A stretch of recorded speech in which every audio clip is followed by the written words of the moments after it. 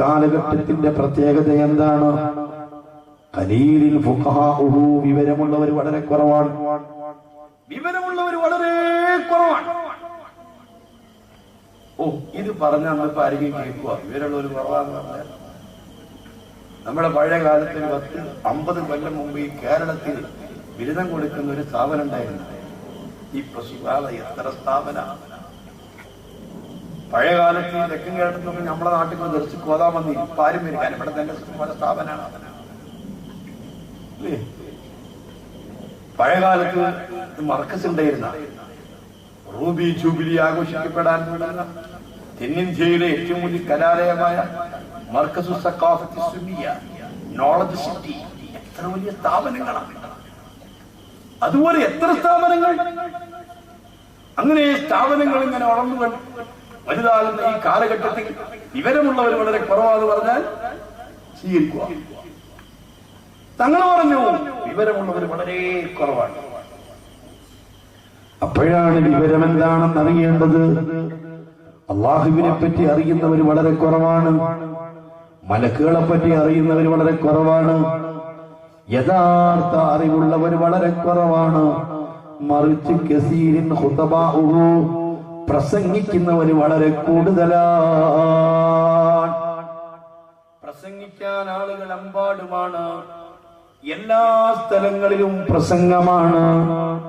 വെള്ളിയാഴ്ച ജുമുഅന്റെ മുമ്പും പ്രസംഗമാണ്, ശേഷവും പ്രസംഗമാണ്, നിക്കാഹിന്റെ തുടക്കത്തിലും പ്രസംഗമാണ്, മരിച്ച മയ്യത്തിന്റെ അടുത്തും പ്രസംഗമാണ്, നിക്കാഹിന്റെ അടുത്തും പ്രസംഗമാണ്. പ്രസംഗമില്ലാത്ത സ്ഥലങ്ങളില്ല. പ്രസംഗത്തിന്റെ പീഡനങ്ങളാണ്. പ്രസംഗ പീഡനം. സുബ്ഹാനല്ലാഹ്. ഇങ്ങനെ പ്രസംഗം അധികരിച്ചൊരു കാലമാണ്. പ്രസംഗകർ അധികരിച്ചൊരു കാലമാണ്. വിവരമുള്ളവർ കുറയുന്നൊരു കാലമാണ്. അല്ലാഹുവിന്റെ റസൂൽ പറയുന്നു, ചോദിക്കാൻ ആളുകൾ കൂടുതലാണ്. ഒരുപാട് ആളുകൾക്ക് പലതും അറിയണമെന്നുണ്ട്.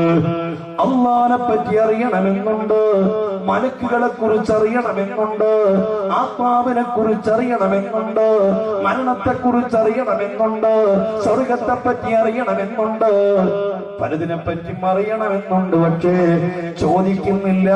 മാത്രം സ്വസ്ഥമായി സ്വതന്ത്രമായി നിങ്ങൾ ചോദിച്ചോളൂ, ഞാൻ നിങ്ങൾക്ക് മറുപടി പറയാമെന്ന് ഞാനും പറഞ്ഞാൽ എത്ര ആളുകളാണ് റബ്ബേ ചോദിക്കാനുള്ളത്? പക്ഷേ ഖലീലിൽ ചോദിച്ചാൽ പറയാനറിയുന്നവർ വളരെ കുറവാണ്. വ്യക്തമായ മറുപടി പറയാനറിയുന്നവർ വളരെ കുറവാണ്.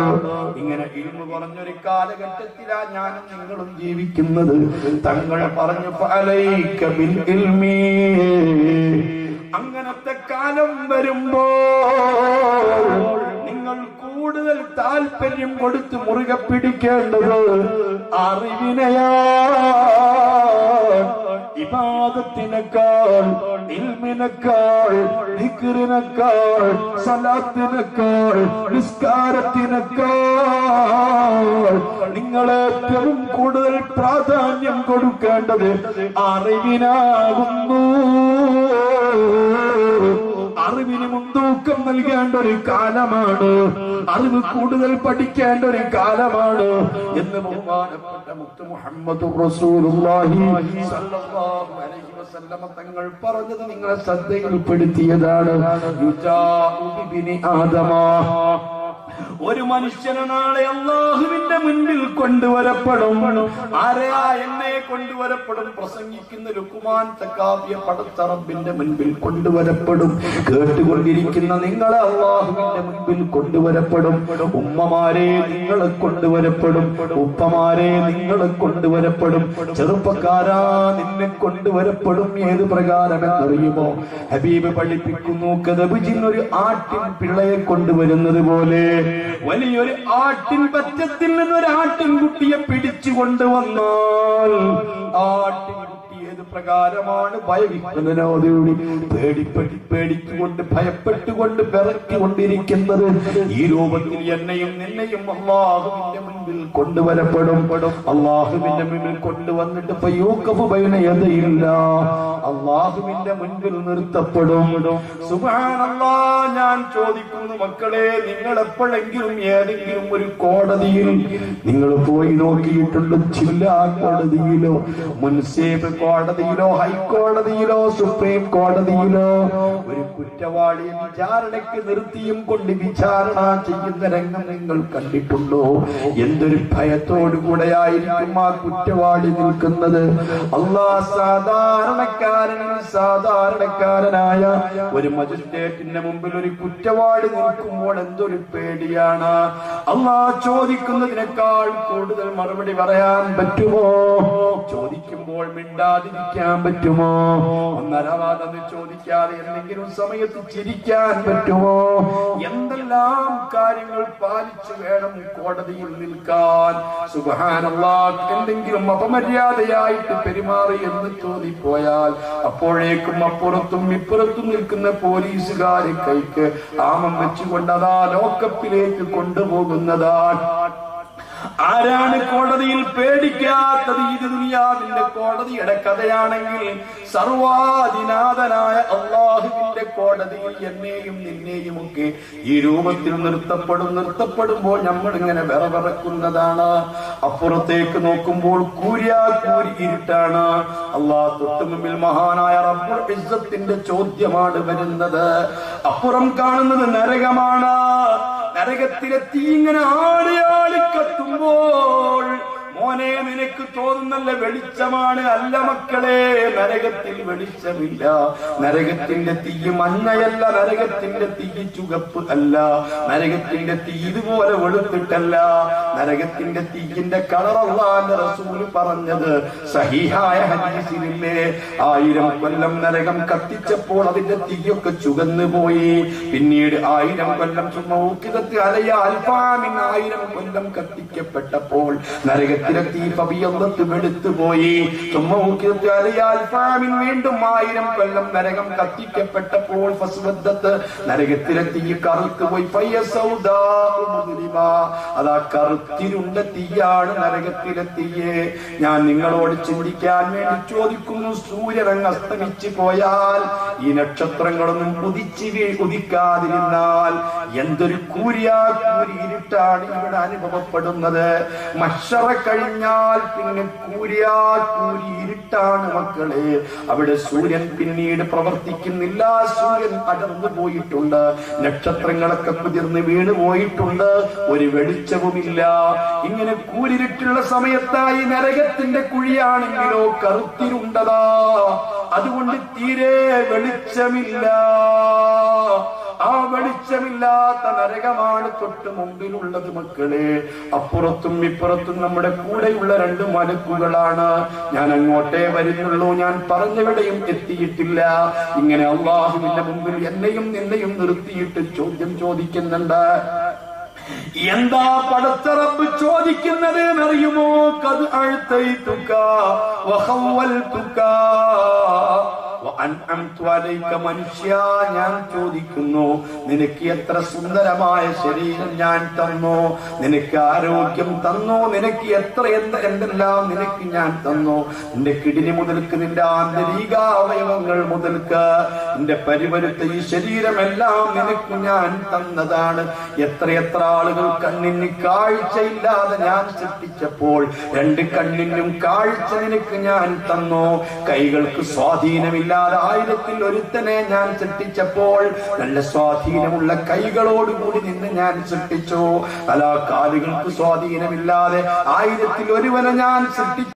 പ്പോൾ നിനക്ക് കാലുകൾക്ക് നല്ല സ്വാധീനം തന്നുകൊണ്ട് നിന്നെ ഞാൻ സൃഷ്ടിച്ചു. ഇങ്ങനെ ഒരു ആരോഗ്യത്തിനൊരു കംപ്ലൈന്റ് ഒന്നും ഇല്ലാതെ എത്ര നല്ല രൂപത്തിലാണ് നിന്നെ ഞാൻ സൃഷ്ടിച്ചത്. അതിന് പുറമെ നിനക്ക് എന്തൊക്കെ ഞാൻ തന്നു.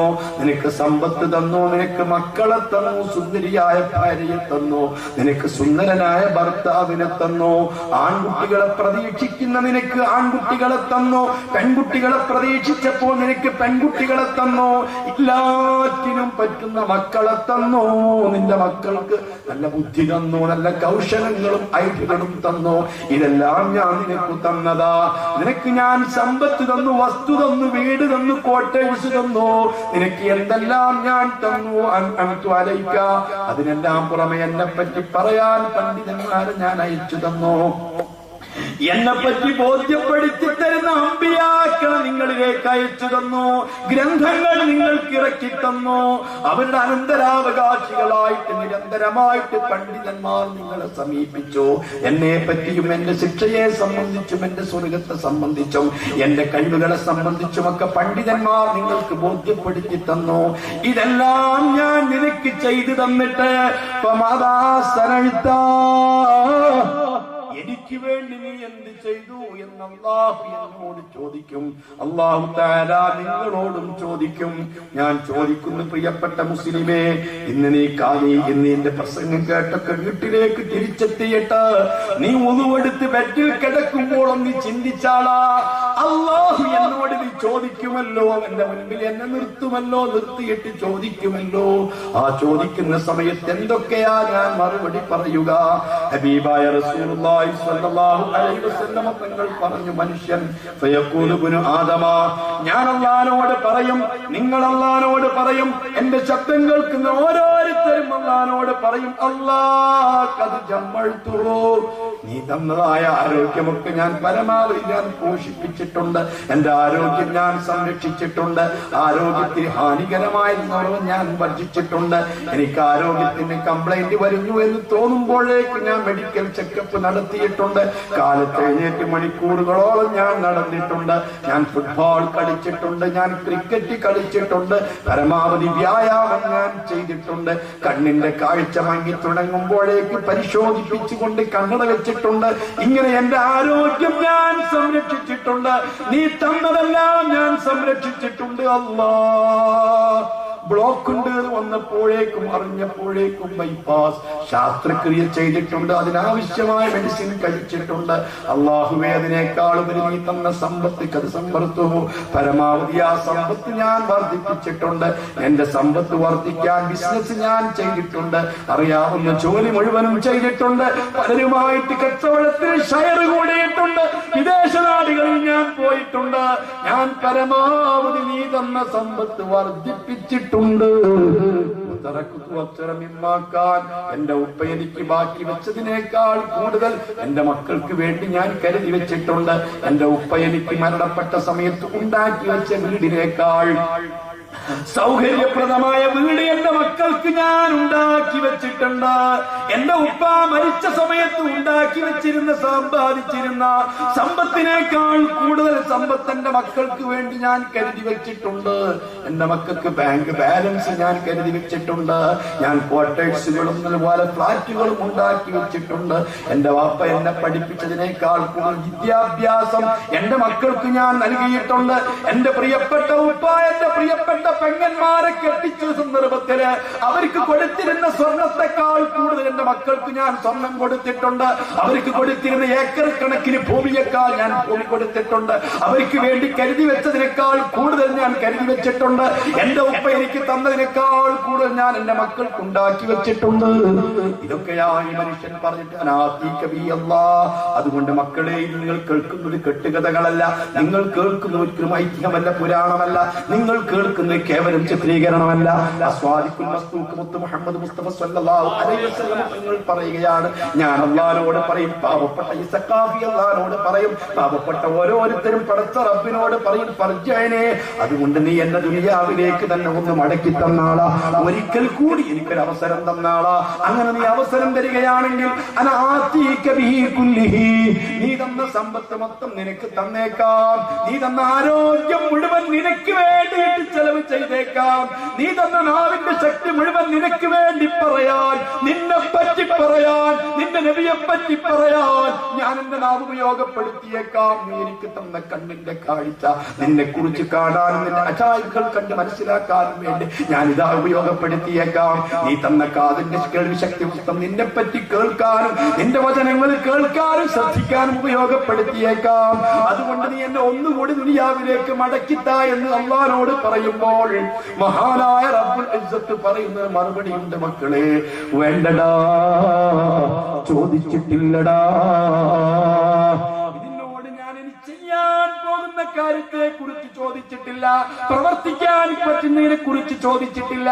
ഇക്കാലം അത്രയും ഞാൻ നിനക്ക് ആയുസ് തന്നിട്ട്, നിനക്ക് ഞാൻ ആരോഗ്യം തന്നിട്ട്, നിന്റെ കണ്ണിന് കാഴ്ച തന്നിട്ട്, നിന്റെ ഹൃദയം ഞാൻ ഇങ്ങനെ മിടിപ്പിച്ചുകൊണ്ടിരുന്നിട്ട്, നിന്റെ കിഡ്നിയെ ഞാൻ പ്രവർത്തിപ്പിച്ചിട്ട്, ഈ ഇരുമ്പിനോട് സമാനമായിരിക്കുന്ന കൈകാലുകൾ നിനക്ക് ഞാൻ തന്നിട്ട്, ഇത്രമാത്രം ആരോഗ്യം നിനക്ക് തന്നിട്ട്, ഇത്രമാത്രം സൗകര്യം നിനക്ക് തന്നിട്ട്, ഇത്രമാത്രം സൗന്ദര്യം നിനക്ക് തന്നിട്ട്, ഇത്ര ഐഡിയയും ബുദ്ധിയും നിനക്ക് ഞാൻ തന്നിട്ട്, എനിക്ക് വേണ്ടി ചെയ്തത് നീ ഒന്ന് പറഞ്ഞാളാ, എനിക്ക് വേണ്ടിയിട്ട് നീ എന്താണ് ചെയ്തത് എന്ന് പറയൂ എന്ന് വീണ്ടും വീണ്ടും അല്ലാഹു തആല ചോദിക്കുമ്പോൾ ഈ മനുഷ്യൻ ചുറ്റുഭാഗത്തേക്കും ചിന്തിക്കുന്നു.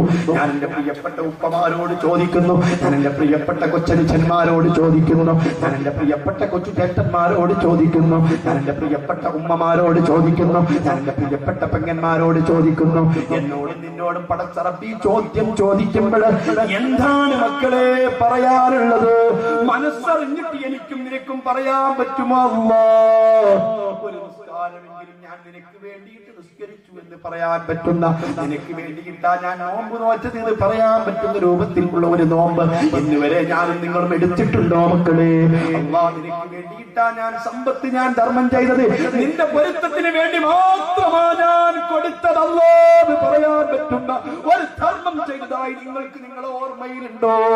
ഏതെങ്കിലും ഒരു പ്രഭാഷണത്തിന്റെ സദസ്സിൽ നിങ്ങൾ പങ്കെടുത്തപ്പോ, ഏതെങ്കിലും പ്രഭാഷണത്തിന്റെ വേദിയിൽ നിങ്ങൾ പങ്കെടുത്തപ്പോ, ഒരു മജ്‌ലിസിന്റെ മജ്‌ലിസിൽ നിങ്ങൾ പങ്കെടുത്തപ്പോ, ഒരു സ്വലാത്തിന്റെ മജ്‌ലിസിൽ നിങ്ങൾ പങ്കെടുത്തപ്പോ, അല്ലാഹ് മറ്റുദ്ദേശങ്ങളൊന്നുമില്ലാതെ, കാര്യലാഭങ്ങളൊന്നുമില്ലാതെ, ലക്ഷ്യങ്ങളൊന്നുമില്ലാതെ നിനക്ക് വേണ്ടിയിട്ട് ദിക്ർ ചൊല്ലാൻ ഒരുമിച്ച് കൂടിയതാ, നിനക്ക് വേണ്ടിയിട്ട് മാത്രം ഞാൻ ദിക്ർ ചൊല്ലിയതാ, നിനക്ക് വേണ്ടി മാത്രം ഞാൻ സ്വലാത്ത് ചൊല്ലിയതാ, നിനക്ക് വേണ്ടി മാത്രം ഞാൻ ഇൽമു പറഞ്ഞതാ, നിനക്ക് വേണ്ടി മാത്രം ഇൽമു ഞാൻ പഠിച്ചതാ എന്ന് പറയാൻ പറ്റുന്ന ഒരു വേദിയിലെങ്കിലും പങ്കെടുത്തതായി നിങ്ങൾക്ക് ഓർമ്മയുണ്ടോ?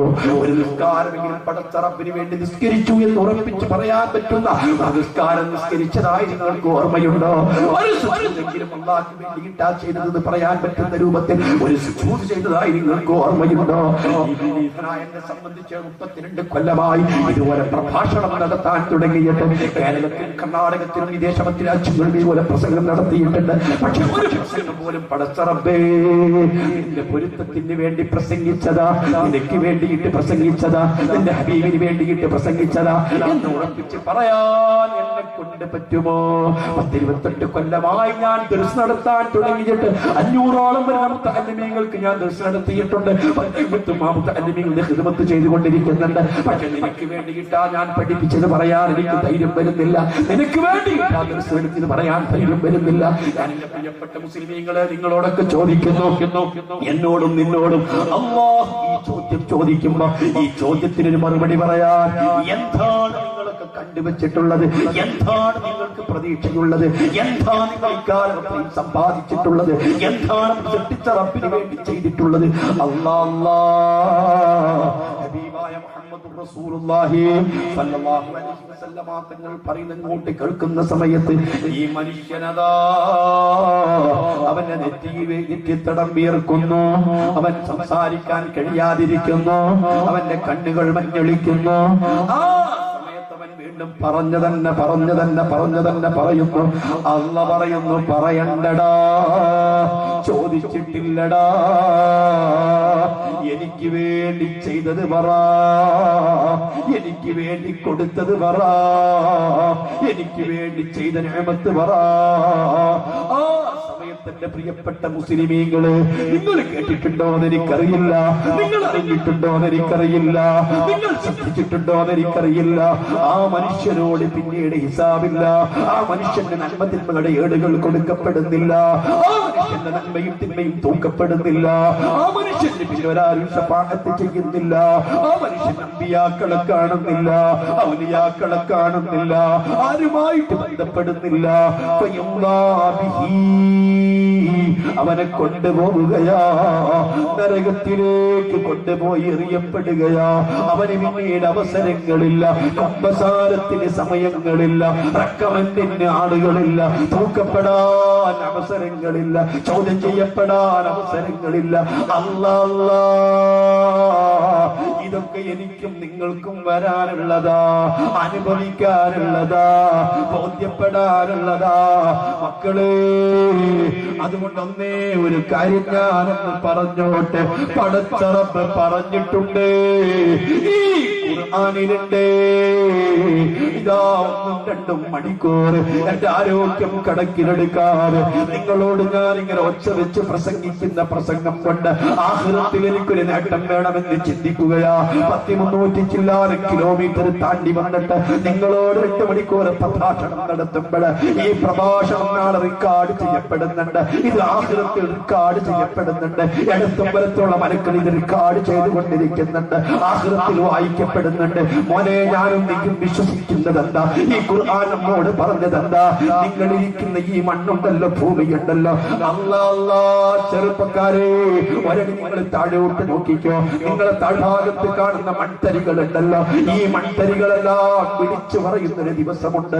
ഈ മൺതരികളെല്ലാം സംസാരിക്കുന്ന ഒരു ദിവസമുണ്ട്. നിസ്കാരത്തിലും മറ്റും ഇമാമുമാർ ഓതുന്നത് കേൾക്കാറില്ല.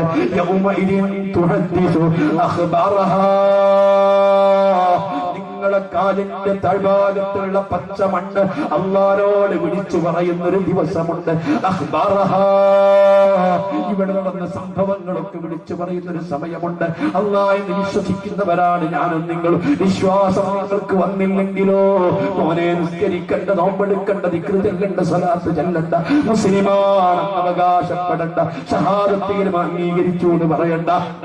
നിങ്ങൾക്ക് കേൾക്കണോ? ഈ പച്ച മണ്ണ് എന്റെയും നിന്റെയും കാലിന്റെ താഴ്ഭാഗത്ത് നിൽക്കുന്ന, എവിടെയാ നീ കാല് വെച്ചിരിക്കുന്നത്, എവിടെയാ നീ കസേരയിട്ടിരിക്കുന്നത്, എവിടേക്കാ നോക്കിക്കൊണ്ടിരിക്കുന്നത്? ഈ മണ്ണ് പറയുന്നതാ അഖ്ബാറഹാ.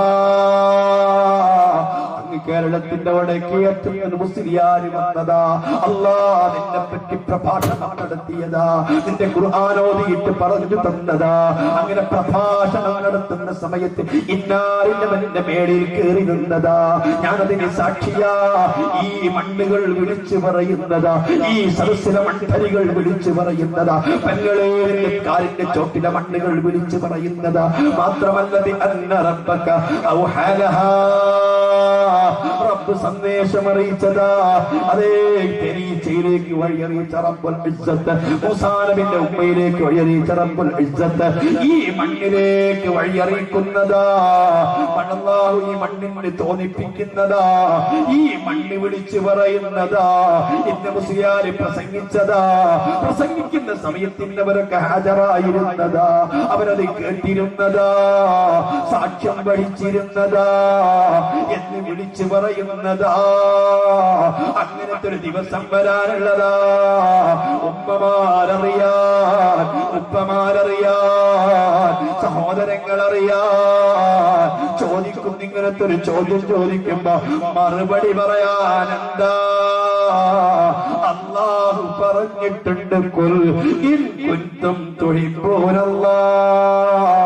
ഇതൊക്കെ നിങ്ങൾക്ക് ചെയ്ത അല്ലാഹുവോട് ഇഷ്ടമുണ്ടെങ്കിൽ, ഈ ശരീരം നിങ്ങൾക്ക് സൃഷ്ടിച്ച അല്ലാഹുവോട് നിങ്ങൾക്ക് ഇഷ്ടമുണ്ടെങ്കിൽ, കണ്ണിന്റെ കാഴ്ച തന്ന റബ്ബിനോട് നിങ്ങൾക്ക് കൂറുണ്ടെങ്കിൽ, സംസാരിക്കാൻ നാവ് തന്ന റബ്ബിനോട് നിങ്ങൾക്ക് നന്ദിയുണ്ടെങ്കിൽ, കിഡ്നികൾ പ്രവർത്തിപ്പിക്കുന്ന റബ്ബിനെ കുറിച്ച് നിങ്ങൾക്ക് ബോധമുണ്ടെങ്കിൽ, പിടിച്ചുകൊണ്ടിരിക്കുന്ന കൽബിനെ സൃഷ്ടിച്ച റബ്ബിനെ കുറിച്ച് നിങ്ങൾക്ക് ബോധമുണ്ടെങ്കിൽ, സൗന്ദര്യമുള്ള ശരീരം തന്ന അല്ലാഹുവോട് നിങ്ങൾക്ക് നന്ദിയുണ്ടെങ്കിൽ, ഈ നല്ല നല്ല നല്ല മുടികൾ നിൽക്കുന്ന റബ്ബിനോട് നിങ്ങൾക്ക് നന്ദിയുണ്ടെങ്കിൽ, മക്കളെ തന്ന ഉമ്മ അള്ളാനോട് നിങ്ങൾക്ക് നന്ദിയുണ്ടെങ്കിൽ, വീട് തന്ന അള്ളാനോട് നിങ്ങൾക്ക് നന്ദിയുണ്ടെങ്കിൽ, സമ്പത്ത് തന്ന അള്ളാനോട് നിങ്ങൾക്ക് നന്ദിയുണ്ടെങ്കിൽ, അല്ലാ എന്തൊക്കെയാ റബ്ബ് തന്നത്, എന്തൊക്കെയാ റബ്ബ് തന്നുകൊണ്ടിരിക്കുന്നത്. ഈ റബ്ബിനോട് നിങ്ങൾക്ക് നന്ദിയുണ്ടെങ്കിൽ, ഈ റബ്ബിനോട് നിങ്ങൾക്ക് കൂറുണ്ടെങ്കിൽ, ഈ റബ്ബിനോട് നിങ്ങൾക്ക് ബാധ്യത നിങ്ങൾ നിറവേറ്റുന്നുവെങ്കിൽ, നിങ്ങൾ ചെയ്യേണ്ട ഒരു കാര്യമുണ്ട് മക്കളെ, നിങ്ങൾ ചെയ്യേണ്ടതായിട്ടൊരു കാര്യമുണ്ട്. റബ്ബ് നാളെ നിങ്ങളോട് ചോദിക്കുന്ന സമയത്ത് പറയാൻ നിങ്ങൾ ചെയ്യേണ്ടത് ഞാൻ പറയുകയാ, റബ്ബ് പറഞ്ഞത് പറയുകയാ, എന്റെ വകയിലല്ല. ഇത് പറയുന്നത് കൊണ്ട് റബ്ബ് എനിക്ക് കൂലി തരുന്നതാ എന്ന് ഞാൻ വിശ്വസിക്കുന്നതാ, റബ്ബെന്നെ രക്ഷപ്പെടുത്തുന്നതാ. മരിക്കുന്ന സമയത്തിൽ ലാ ഇലാഹ ഇല്ലല്ലാഹ് ചൊല്ലി മരിക്കാൻ റബ്ബെനിക്ക് തൗഫീഖ് തരുന്നതാ എന്ന ബോധത്തോടെ തന്നെ പറയുന്നതാ. പടച്ചറപ്പിനോട് നിങ്ങൾക്ക് നന്ദിയുണ്ടെങ്കിൽ, പടച്ചറപ്പിനോട് നിങ്ങൾക്ക് കൂറുണ്ടെങ്കിൽ, പടച്ചറപ്പിനോട് നിങ്ങൾക്ക് ബാധ്യതയുണ്ടെങ്കിൽ, നിങ്ങൾ ചെയ്യേണ്ടതെന്താ? എന്റെ പ്രഭാഷണത്തിൽ മാർക്ക് വിട്ടു പോകേണ്ടതില്ല, അഭിപ്രായം നിങ്ങൾ പറയേണ്ടതില്ല, സർട്ടിഫിക്കറ്റ് എനിക്ക് നൽകേണ്ടതില്ല. നിങ്ങളൊരു കാര്യമേ ചെയ്യേണ്ടതുള്ളൂ. ഫത്തബിഊനി, ഈ നബിയെ നിങ്ങൾ പിൻപറ്റണേ, ഈ നബിയെ ഫോളോ ചെയ്യണേ, ഈ നബിയെ പറ്റി നിങ്ങൾക്ക് ബോധം വേണേ, ഈ നബിയെ നിങ്ങൾ ഫോളോ ചെയ്യണേ. ഈ നബി ജീവിച്ച പോലെ, ഈ നബി ഇഷ്ടപ്പെട്ട പോലെ, ഈ നബി പഠിപ്പിച്ച പോലെ, ഈ നബിയുടെ ജീവിതം പോലെ, ഈ നബി നിങ്ങൾക്ക് കാണിച്ചു തന്നതുപോലെ ഫത്തബിഊനി, തങ്ങളെ പിൻപറ്റണേ, തങ്ങളെ ഉൾക്കൊള്ളണേ, തങ്ങളെ നെഞ്ചിലേറ്റണേ. അല്ല നിങ്ങളെ സ്നേഹിക്കുമേ, അല്ല നിങ്ങളെ ഇഷ്ടപ്പെടുമേ, നിങ്ങളെ പാപങ്ങൾ പുറത്തു തരുമേ, നിങ്ങളെ ലഗേജുകൾ ചുരുക്കി തരുമേ, നിങ്ങൾക്ക് അല്ലാഹു വലിയ മഗ്ഫിറത്ത് നൽകുമേ എന്ന് ഖുർആനിലുണ്ട്. ആഖിറുൽ സമാനിലെ മക്കളോട്, ആഖിറുൽ സമാനിലെ മുസ്ലിമീങ്ങളോട്, എന്റെ പ്രിയപ്പെട്ട സഹോദരിമാരോട്, എന്റെ പ്രിയപ്പെട്ട കൊച്ചനുജന്മാരോട് എത്രയെത്ര കാര്യങ്ങളിലാ ഈ നബിയെ നിങ്ങൾ ഫോളോ ചെയ്തത്. ഏത് വിഷയത്തിലാ നബിയെ നിങ്ങൾ അനുകരിച്ചത്? ഏത് വിഷയത്തിലാ നബിയോ ആണ് നിങ്ങൾ പിൻപറ്റിയത്? ആയിരക്കണക്കിന് കാര്യങ്ങളല്ലേ തങ്ങൾ പഠിപ്പിച്ചത്. മാനവീകതയുടെ സർവ്വമൂല്യങ്ങളെയും ലോകത്ത് ഉയർത്തിപ്പിടിച്ച മുത്ത് മുഹമ്മദ് മുസ്തഫ തങ്ങളുടെ ഏത് കാര്യമാ നിങ്ങൾ ഫോളോ ചെയ്തത്? മോനെ, ഒരാളോടും നീ പറയേണ്ടതില്ല, ആരെയും നീ കാണിക്കേണ്ടതില്ല. നിനക്ക് പറ്റുമെങ്കിൽ ഒരു വൈറ്റ് പേപ്പർ എടുത്തിട്ട്, ഒരു വെള്ളക്കടലാസ് എടുത്തിട്ട്, ഒരു പേന എടുത്തിട്ട് നീ എഴുതിക്കോ. ഈ റസൂലുള്ളാഹിന്റെ ജീവിതത്തിൽ നിന്ന്, ഈ റസൂലുള്ളാഹ് പഠിപ്പിച്ചതിൽ നിന്ന്, ഈ റസൂലുള്ളാഹിന്റെ മാതൃകയിൽ നിന്ന് എത്ര കാര്യമാണ് എന്റെ ജീവിതത്തിലുള്ളത്? 100 കാര്യങ്ങൾ ഞാൻ മുത്തുനബിയുടെ പിൻപറ്റിയിട്ടുണ്ടോ? അല്ലാഹുവിന്റെ റസൂലിന്റെ ജീവിതത്തിൽ നിന്ന് ഒരു 100 കാര്യങ്ങൾ എന്നെ സ്വാധീനിച്ചിട്ടുണ്ടോ? അല്ല 50 കാര്യങ്ങൾ എന്നെ സ്വാധീനിച്ചിട്ടുണ്ടോ? വേണ്ട 25 കാര്യങ്ങൾ സ്വാധീനിച്ചിട്ടുണ്ടോ? മക്കള്, ഈ മുത്തുനബിയുടെ ജീവിതത്തിൽ നിന്ന് എന്താണ് എന്റെ ജീവിതത്തിലുള്ളത്? ഈ തങ്ങൾ നടന്ന പോലെ ഞാൻ നടക്കുന്നുണ്ടോ? ഈ തങ്ങൾ കിടന്ന പോലെ ഞാൻ കിടക്കുന്നുണ്ടോ? ഈ തങ്ങൾ ഭക്ഷണം കഴിച്ച പോലെ ഭക്ഷണം കഴിച്ചിട്ടുണ്ടോ? ഈ തങ്ങൾ മുണ്ടെടുത്ത പോലെ മുണ്ടെടുത്തിട്ടുണ്ടോ? ഈ തങ്ങൾ മുടി മുറിച്ച പോലെ മുടി മുറിച്ചിട്ടുണ്ടോ? ഈ തങ്ങൾ താടി വെച്ച പോലെ താടി വെച്ചിട്ടുണ്ടോ? ഈ തങ്ങൾ പറഞ്ഞ എന്തെങ്കിലും കാര്യങ്ങൾ എന്റെ ജീവിതത്തിലുണ്ടോ? ഈ തങ്ങൾ അവിടുത്തെ ഭാര്യമാരെ സമീപിച്ച പോലെ, ഈ തങ്ങൾ അവിടുത്തെ ഭാര്യമാരോട് പെരുമാറിയതുപോലെ, ഈ തങ്ങൾ അവിടുത്തെ മക്കളോട് പെരുമാറിയതുപോലെ, ഈ തങ്ങൾ അവിടുത്തെ മാതാപിതാക്കളെ സമീപിച്ചതുപോലെ, ഈ തങ്ങൾ പഠിപ്പിച്ച കാര്യങ്ങളിൽ നിന്ന് ഏതാണ് എന്റെ ജീവിതത്തിലുള്ളത്? ഏതാണ് എന്നെ സ്വാധീനിച്ചിട്ടുള്ളത്? ഒന്ന് എഴുതുമോ? ഒന്ന് വിലയിരുത്തുമോ? ഒന്ന് ചിന്തിക്കുമോ? എനിക്ക് വേണ്ടിയിട്ട് എന്താ ചെയ്തത് റബ്ബ് ചോദിക്കുമ്പോ നിങ്ങൾക്ക് പറയാനെന്താ? മറുപടി എന്താ? തകർന്നു പോകല്ല, നശിച്ചു പോകല്ല, ദുഷിച്ചു പോകല്ല. അവിടെ എത്തിയിട്ട് ചിന്തിച്ചിട്ട് കാര്യമുണ്ടോ? ആ സമയത്ത് വേവലാതിപ്പെട്ടിട്ട് കാര്യമുണ്ടോ? ആ സമയത്ത് ആലോചിച്ചിട്ട് കാര്യമുണ്ടോ? അതുകൊണ്ട് വിനീതനായ ഞാൻ നിങ്ങൾക്ക് ഓർമ്മപ്പെടുത്തി തന്നതാ. ഒന്ന് ഓർക്കണേ മക്കളെ, ചിന്തിക്കണേ മക്കളെ. അല്ലാഹു എനിക്കും നിങ്ങൾക്കും അതിന് തൗഫീഖ് നൽകട്ടെ. അള്ളാഹുവിനോട് താല്പര്യമുണ്ടെങ്കിൽ നിങ്ങൾ ചെയ്യേണ്ടത് ഈ ഒരു കാര്യമാണ്. ഫത്തബിഊനി ഖുൽ ഇൻ കുൻതും തുഹിബ്ബൂനല്ലാഹ്. ഇത്ര പച്ചയായ യാഥാർത്ഥ്യം വളച്ചു കെട്ടില്ല, എവിടെയും വളവ് തിരിവൊന്നുമില്ല. നിങ്ങൾക്ക് അള്ളാഹുവിനോട് ഇഷ്ടമുണ്ടെങ്കിൽ, ശരീരം തന്ന അള്ളാഹുവിനോട് ഇഷ്ടമുണ്ടെങ്കിൽ, കണ്ണിന് കാഴ്ച തന്ന അള്ളാഹുവിനോട് ഇഷ്ടമുണ്ടെങ്കിൽ, മക്കളെ തന്ന അള്ളാഹുവിനോട് ഇഷ്ടമുണ്ടെങ്കിൽ, സൗന്ദര്യം തന്ന അള്ളാഹുവിനോട് ഇഷ്ടമുണ്ടെങ്കിൽ, സമ്പത്ത് തന്ന അള്ളാഹുവിനോട് ഇഷ്ടമുണ്ടെങ്കിൽ, നിങ്ങൾക്ക് തന്നതൊക്കെ റബ്ബ് തന്നതല്ലേ? ആ അള്ളാഹുവിനോട് നിങ്ങൾക്ക് ഇഷ്ടമുണ്ടെങ്കിൽ നിങ്ങൾ ചെയ്യേണ്ടതെന്താ? ഫത്തബിഊനി, എന്നെ ഫോളോ ചെയ്യണം. റസൂലുള്ളാഹി സ്വല്ലല്ലാഹു അലൈഹി വസല്ലമ ഒന്ന് സലാത്ത് ചൊല്ലിക്കുക. സ്വാദിഖുൽ മസ്തൂഖ് മുത്ത് മുഹമ്മദ് മുസ്തഫ. ആ തങ്ങളെ പേര് പോലും നിങ്ങൾക്ക് ഇഷ്ടമില്ല, പറയാൻ ധൈര്യമുള്ളവർ ഒരു 30 വയസ്സിന്റെ കീഴ്പ്പെട്ട് മുഹമ്മദ് എന്ന പേരുടെ എത്ര ആളുകൾ കൈവക്കാൻ ഞാൻ പറയുന്നില്ല. 30 വയസ്സിന്റെ കീഴ്പ്പെട്ട് മുഹമ്മദ് എന്ന പേരുള്ള ഒരു മനുഷ്യനുണ്ടോ? ആരാ റസൂലുള്ളാഹിന്റെ പേരിടും? ഇതൊക്കെ കൂട്ടാനുണ്ട് സാറേ, പാരാനാണ്. റസൂലുള്ളാഹിന്റെ പേരിനോട് പോലും നമുക്ക് താല്പര്യമില്ല. പ്രസംഗിക്കാൻ എന്ത് എളുപ്പം. ഞാനേ ദർസെടുത്ത് ഇപ്പൊ ദർസിന് 40 വിദ്യാർത്ഥികളുണ്ട്. ഒറ്റതിന് മുഹമ്മദ് എന്ന പേരില്ല, ഒന്നുപോലും ഇല്ല. ഇവിടത്തെ മദ്രസയിൽ എത്ര കുട്ടികളുണ്ടാവും? മുഹമ്മദ് എന്ന പേരുള്ള ഒരു കുട്ടിയുണ്ടോ? എന്താ ഇല്ലാത്തത്? തങ്ങളെ പേരിനോട് പോലും നമുക്ക് ഇഷ്ടമില്ല. ഇഷ്ടം എവിടെയാ? പഴയകാലത്ത് നമ്മുടെ ഉപ്പമാരെങ്ങനെയാ? അവരെ എല്ലാ വീട്ടിലും ഇന്ന് സുബ്ഹാനല്ലാഹ്, ഞാൻ ഇവിടെ തിരുവനന്തപുരത്ത് ഇവിടെ വന്നപ്പോ ഏറ്റവും കൂടുതൽ പഠിച്ചൊരു കാര്യം, അധിക വീട്ടിൽ 2 കുട്ടികൾ 4 കുട്ടികളാണ് മാക്സിമം.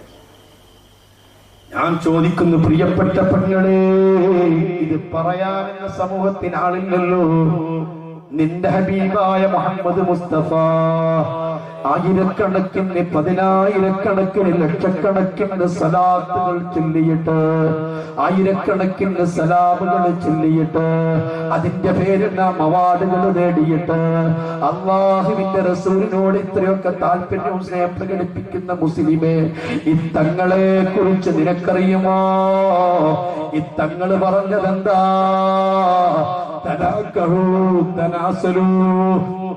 നിങ്ങൾ വിവാഹം ചെയ്യണം. വിവാഹം ചെയ്യൽ കേവലം നിങ്ങൾക്ക് ആസ്വദിക്കാൻ മാത്രമല്ല, തനാസലൂ, പരമാവധി നിങ്ങൾ സന്താനങ്ങളെ ഉൽപ്പാദിപ്പിക്കണേ. ഫഇന്നീ മുകാതിറും ബികുമുൽ ഉമമ യൗമൽ ഖിയാമ. ഖിയാമത്ത് നാളിൽ ലക്ഷക്കണക്കിന് പ്രവാചകന്മാരും അനുയായികളും വരുന്ന സമയത്ത്, പൂർവകാല പ്രവാചകന്മാർ അനുയായികളെ കണ്ടിട്ട് നിങ്ങളെ മുൻനിർത്തിയിട്ട് പൊലിമ പറയാനാ, എണ്ണം കൊണ്ട് പൊലിമ പറയാനാ. അതുകൊണ്ട് പരമാവധി നിങ്ങൾ സന്താനങ്ങളെ ഉൽപ്പാദിപ്പിക്കണമെന്ന് പറഞ്ഞ അല്ലാഹുവിന്റെ റസൂലിന്റെ വാക്കിന് നിങ്ങൾ എന്താ ചെയ്തത് മക്കളെ? ഒരു ചോദ്യം ചെയ്യുന്ന സമയമുണ്ടല്ലോ, വിചാരണക്കൊരു സമയമുണ്ടല്ലോ. എന്ത് പറയാനാ?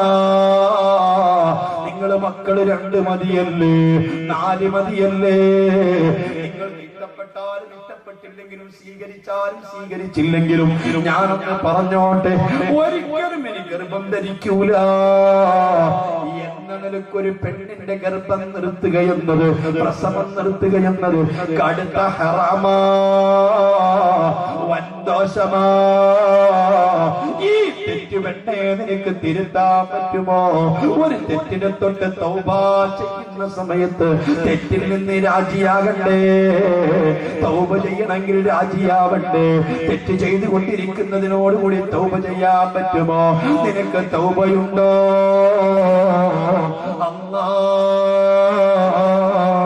പ്രസവം നിർത്തുന്നത് ഹറാമാണെന്ന് പോലും ഉപ്പമാർക്കറിയില്ല, ഉമ്മമാർക്കറിയില്ല. അത് പറയാൻ സമൂഹത്തിലാളില്ല. മക്കളെ, ഇബ്നു ഹജർ തങ്ങൾ തഫ്സീല്, ഇമാം മുഹമ്മദ് റംലി തങ്ങൾ നിഹായയില് ഒക്കെ പറഞ്ഞ ഇബാറത്ത് നിങ്ങൾക്ക് കേൾക്കണോ? ഒരിക്കലും ഗർഭമുണ്ടാകൂല എന്ന രൂപത്തില് പ്രസവം നിർത്തുക എന്നത്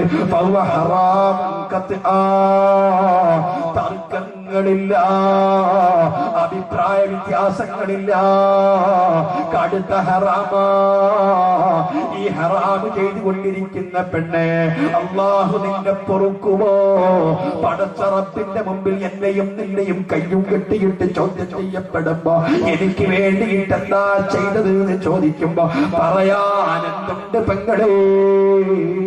അള്ളാഹ്ക്ക് വേണ്ടിയിട്ട് നീ ചെയ്തിരിക്കുന്ന ത്യാഗം പറയാൻ എന്താ ഉള്ളത്? നമ്മുടെ പഴയകാലത്ത് ഉമ്മമാർക്ക് എന്തൊക്കെ ത്യാഗങ്ങളാ റബ്ബിനോട് പറയാനുള്ളത്. 10 മാസം പ്രയാസപ്പെട്ടുകൊണ്ട് ഗർഭം ചുമന്ന് നടന്നതാ, ഉള്ള സമയത്ത് സർവ്വ ജോലിയും ചെയ്തതാ, ആഴമേറിയ കിണറ്റിൽ നിന്ന് വെള്ളം അവര് മുക്കി കൊണ്ടുവന്നതാ, അവര് വെള്ളമക്കുള്ള പാചകങ്ങൾ മുഴുവനും ചെയ്തതാ, അതാ കുടുംബത്തെ മൊത്തം അവര് നോക്കിയിരുന്നതാ. ഇന്നത്തെ ഉമ്മമാർക്ക് പടച്ച റബ്ബിനോട് ചെയ്ത എന്തെങ്കിലും ഒരു ത്യാഗം പറയാനുണ്ടോ? ഒരു ഫ്ലൈറ്റ് കഴുകിയത് പറയാനുണ്ടോ? ഭക്ഷണം ഉണ്ടാക്കിയത് പറയാനുണ്ടോ? 8ഉം 10ഉം ഒക്കെ പ്രസവിച്ച ഉമ്മമാരാ, അവർക്ക് എന്തൊരു പുണ്യമാ. നിനക്ക് വേണ്ടി ഗർഭം ധരിച്ചതാ, നിനക്ക് വേണ്ടി മക്കളെ പോറ്റിയതാ. ഉമ്മമാരെ, ഇവിടുന്ന് നിങ്ങൾ പിരിഞ്ഞു പോയതിനു ശേഷം വീട്ടിലെത്തിയിട്ട് നല്ലപോലെ ഒന്ന് ചിന്തിച്ചാളാ. റബ്ബിന് വേണ്ടി ചെയ്തതെന്താ? ഉണ്ടാക്കിയതെന്താ? ത്യാഗം ചെയ്തതെന്താ? റബ്ബിനോട് പറയാനെന്താ? അല്ലാഹുവൊക്കെ ബോധം തരട്ടെ. ഞാൻ എന്റെ പ്രിയപ്പെട്ട മുസ്ലിമീങ്ങളോട്, അതുകൊണ്ട് നിങ്ങൾക്ക് അല്ലാഹുവോട് ഇഷ്ടമുണ്ടെങ്കിൽ നിങ്ങൾ ചെയ്യേണ്ടത് നബിയെ പിന്തുടരലാ. ഹബീബ് മുടി മുറിച്ച പോലെ മുടി മുറിക്കണമെന്നോ, ഹബീബ് താടി വെച്ച പോലെ താടി വെക്കണമെന്നോ, ഹബീബ് ഷർട്ട് ധരിച്ച പോലെ ഷർട്ട് ധരിക്കണമെന്നോ, ഹബീബ് നടന്ന പോലെ നടക്കണമെന്നോ, ഹബീബിനെ എന്റെ നെഞ്ചിലെറ്റണമെന്നോ, ഹബീബിനെ എനിക്ക് റോൾ മോഡലായി സ്വീകരിക്കണമെന്നോ എന്തേ മോനെ ചിന്തയിൽ വരാതിരുന്നത്? എന്താ നിനക്ക് ബോധം വരാതിരുന്നത്? അത്ര ആളോടൊക്കെ ആരൊക്കെയാ നീ റോൾ മോഡലുകളായി സ്വീകരിച്ചത്? എന്തേ നിന്റെ മുടിക്ക് ഇങ്ങനെ പ്രത്യേക ഫാഷൻ കട്ടിങ് വന്നത്? നിന്റെ താടിക്ക് എന്തേ കൊമ്പ് വന്നത്? നിന്റെ കുപ്പായത്തിന്റെ പിറകിൽ എന്താ നമ്പർ വന്നത്? മോനെ, ഞാൻ ചോദിക്കും, നമ്മുടെ ചെറുപ്പക്കാര് എത്ര പാടുപെട്ടാണ് ടൈറ്റ് ഫിറ്റിംഗ് ഫാന്റ് പിടിച്ചു വലിച്ച് കയറ്റി ധരിക്കുന്നത്? എന്തൊരു വൃത്തികേടായ എനിക്കും നിങ്ങൾക്കും കണ്ടാൽ തോന്നുന്നത്. ആ ഫാന്റ് ഉടുത്തിരിക്കുന്ന രീതി കണ്ടാലോ, ഒന്ന് കുമ്പിട്ടാൽ എല്ലാ ആളെയും പുറത്തേക്ക് കാണുന്ന രൂപത്തിൽ വല്ലാത്ത വൃത്തികെട്ട വേഷമായിട്ടാണ് എനിക്ക് തോന്നിയത്. അതാ മുടിയുടെ വഴഭാഗം ചെത്തി, ഇടഭാഗം ചെത്തി, പിറകിലും ചെത്തി, മരം കുത്തി എന്ന പക്ഷിന്റെ തലപോലെ മുകളിൽ ഭാഗത്ത് മാത്രം മുടി നിർത്തി. ഈ വൃത്തികെട്ട സംസ്കാരങ്ങളും സ്വഭാവങ്ങളും ഫാഷനുകളും ഒക്കെ എവിടുന്നാ പ്രിയപ്പെട്ട മുസ്ലിമേ നിനക്ക് കിട്ടിയത്? ആരാ ഇതിനൊക്കെ നിന്നെ പ്രേരിപ്പിച്ചത്? അല്ലാഹ് ഏതെങ്കിലും സിനിമാ നടന്മാരോട്, ഏതെങ്കിലും ക്രിക്കറ്റ് താരങ്ങളോട്, ഏതെങ്കിലും ഹോക്കി താരങ്ങളോട്, ഏതെങ്കിലും ഫുട്ബോൾ താരങ്ങളോട് അവരൊക്കെ റോൾ മോഡലുകളായി സ്വീകരിച്ചിട്ട് അവരെ മുടി മുറിക്കും പോലെ മുടി മുറിച്ചിട്ട്, അവരെ താടി പോലെ താടി വെച്ചിട്ട്, അവരെ പാന്റ് പോലെ പാന്റ് ഉടുത്തിട്ട്, അവരെ ഷർട്ട് പോലെ ഷർട്ട് ധരിച്ചിട്ട്, അവരോടൊക്കെ എല്ലാവിധത്തിലും അനുകരണം ഉണ്ടായിട്ട് അവരെ ചിത്രം പൊട്ടിയെടുത്ത് എന്റെ പേജിൽ സൂക്ഷിച്ചിട്ട് അനുകരിക്കുന്ന മുസ്ലിമേ, വാരിയെന്നുകൊണ്ട് മൂടപ്പെട്ട കണ്ഠാന്തരത്തിൽ സൂക്ഷിക്കപ്പെടേണ്ട എല്ലാറ്റിനും കാരണക്കാരനായിട്ടുള്ള ഈ ഹബീബ് റസൂലുള്ളാഹ്, ഈ റസൂലുള്ളാഹിനെ ഒന്ന് മോഡലായി സ്വീകരിക്കണം. ഈ റസൂലുള്ളാഹിനെ ഒന്ന് നെഞ്ചിലേറ്റണം.